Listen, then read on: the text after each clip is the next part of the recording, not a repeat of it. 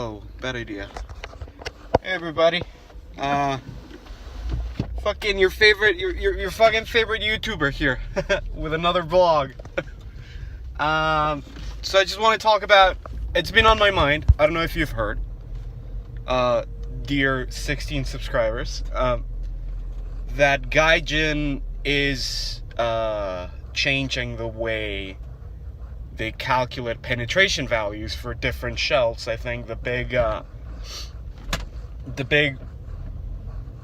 main focus of it is the way the penetration value is calculated for. I'm driving and I have my phone in my hand. This is stupid. The main focus is on AP shells and whether or not they have HE. I don't know why, but some shells that have HE filler have gotten a buff, and some that have HE filler have gotten a nerf. So it's really quite difficult to understand what the fuck is going on. I watched a video by the European Canadian, and he had a few gripes with it. Gripes? Aye. Yeah. So something. He posted an image of a sort of a table with all of the new penetration, old penetration, and per shell, and it looks like this is basically a buff for the French, and a nerf for every fucking tier 1 vehicle, especially the Italians. The Italian tier 1s really suffer. They lose a lot of penetration, as well as the French, which, early tier French, they really need that penetration. Oh, this looks fucking horrible. It's more about the words. Don't worry about my pretty face. My problem with it is that this whole thing is gonna throw a fucking wrench into late tier 4, 6.7 battle rating specifically, and 5.7 as well. I'll tell you why soon.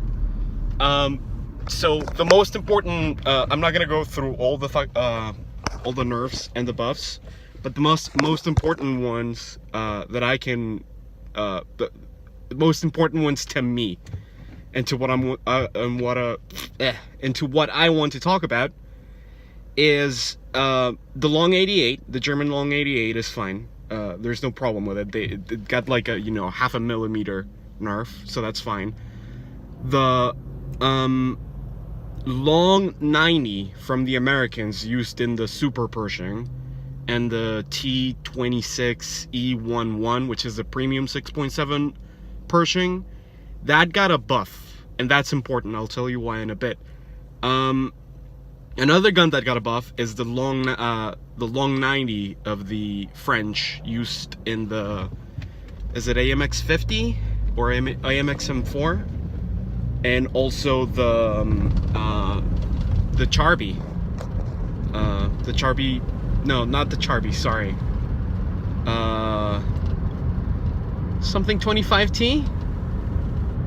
The Batchat, sorry. Yes, the Batchat 25T got a buff, a pretty substantial buff. That 90 can pen up to 220 millimeters of armor now, which before it only could do 90, and that's a pretty good buff. That's basically, that's close enough to the Long 88, and that's the same for the Long 90 of the Super Pershing. The 100 mil gun of the French,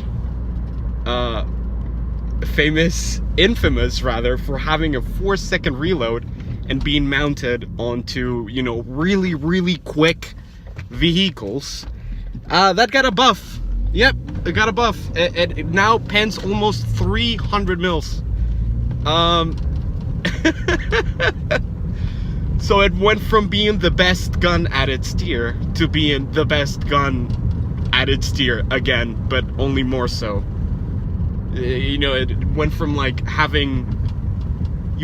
basically having like prawns with bacon to having bacon with prawns, basically. It's a lot of flavor. So anyway, what does this all mean is like, oh yeah, you know, the guns are gonna be good. And oh, another gun that got a buff is the 75 on the French 75 on the AMX 13 that can pen up to like 204, above 200 now. So if you have the AMX 13 SS11, you pretty much suffered every time you encounter things like, I don't know, like a Tiger II or a T29, and this is where the meat of the video comes. If you couldn't pen them before frontally with your gun, you had to rely on the either outflanking them or your SS11 missiles. That's no longer the case. Now you can pen them frontally. Close range, you can. Long range, that I haven't. I don't know yet. Sorry, this is very dark. Just listen to it like a podcast. And so this brings me to the point that I'm trying to make, because the French got a really big buff, and the Americans, specifically the Long 90, which is also on the T32, and that's actually, I quite like that. But what this all means is that basically this is effectively a nerf for the Tiger II, because a lot of tanks that were not able to deal with it frontally at long ranges now are able to. This is the Super Pershing, the AMX M4, whatever, you know, Lorraine looking thing that has a 90. Another thing is that I can't remember the name of it. I think it's the ARL 44. You know, that thing that looks like a Char B1 and a Tiger II had a baby? That thing has a 90 mil gun, and it's at 5.7, and it has 220 millimeters of penetration. Granted, it's only a AP shell, but it's 220. That's like, there's fucking guns at battle rating 5.7 that don't even have, you know, that have like about half, I guess. It's so, it's a very, you know, it's obviously going to be up-tiered, is what I'm trying to say. The AMX M4, or whatever AMX has the 90 rather than the 100, the one that it currently sits at 6.3, that one is gonna have to go up to 6.7. The Char B1 is getting a buff, but I think, not the Char B1, the Bat Chat. The Bat Chat is getting a buff, but I think it sits pretty now at 6.7, because before the gun struggled. Like I said, it struggled a little bit at long ranges, especially with Tiger IIs and T29s and P34s and all that stuff. So now it has made it more competitive. I don't think it's deserving of a buff, of a higher battle rating.